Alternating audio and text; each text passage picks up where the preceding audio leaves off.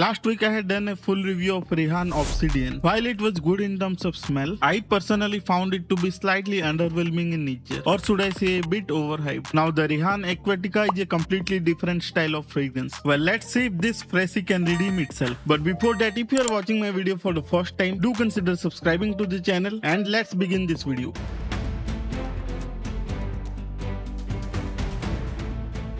Starting with the presentation and packaging, if you have watched my previous Rayhaan Obsidian video, you must have noticed that the packaging is fairly similar, just the colorway is different, and since this is more of a summer fragrance, it is more brighter, lighter and colorful in packaging. Rest of the details are pretty much the same. Regular information along with packaging and expiry date at the bottom, but surprisingly there is no concentration mentioned. But on some websites it is showing EDP. Now let's move on to the bottle then. I personally find this bottle to be much more beautiful than the Rayhaan Obsidian. It is a shiny silver bottle with a very light blue juice, and I think this looks much more beautiful and interesting. Now the bottom of the bottle is very reflective in nature and I simply could not get it to focus. But at the bottom you can see the batch code of this perfume. On top of the cap it is simply a brand name and rest of the things are pretty similar. And if you are thinking that outer box is made up of metal, it is not. It is simply a plastic with chrome color on it. And now let's move on to the spray test real quick. Well, I am expecting a similar kind of atomizer, nothing different. Let's see.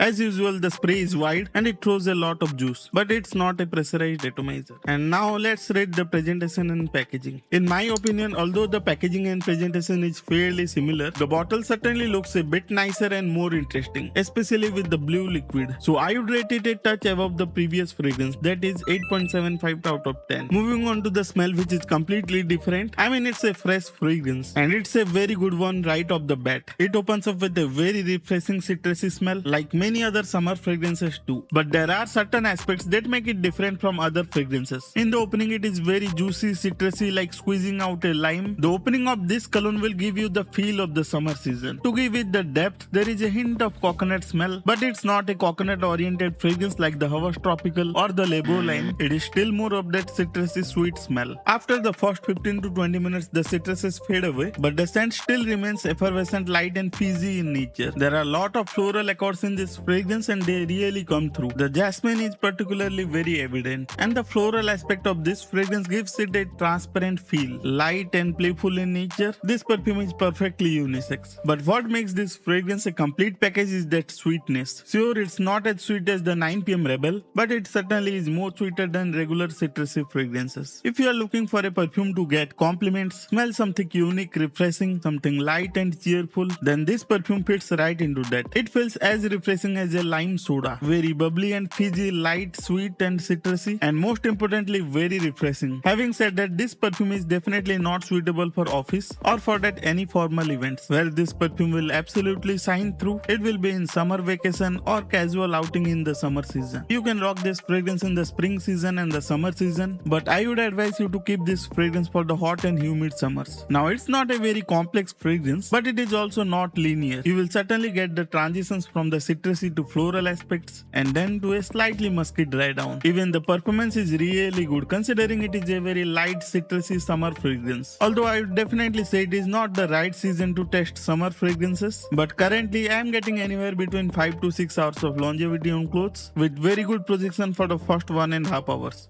But in the summer season I expect it to last for around 4 to 5 hours on clothes, and that would be not too shabby either. Considering this fragrance doesn't have any woody elements or a mossy dry down, the performance is absolutely fine. In terms of smell, I would give this fragrance a very strong 9 out of 10. But in terms of versatility, I would give this fragrance a 7 out of 10. Recommended for casual settings, not for the formal situations. And in terms of performance, I would rate this an 8 out of 10, which might feel a little high, but I would say it is perfect for a light summer refreshing fragrance. In the hot and humid summer, even 5 hours is more than good enough. If you are okay with slightly sweeter fragrances and you are looking for a very refreshing citrusy fragrance, then it's actually an easy fragrance to recommend. Now before we end up this video, would you like to see another Rayhaan fragrance review, or do you want me to switch to some other fragrance for a change? Drop your opinions in the comment section down below, and if you found this video helpful, please hit that like button. If you were watching my video for the first time and love fragrance related content, then please consider subscribing to the channel as well. And that's it for today's video. I will meet you all in another exciting video. Till then, stay safe and as always, stay honest.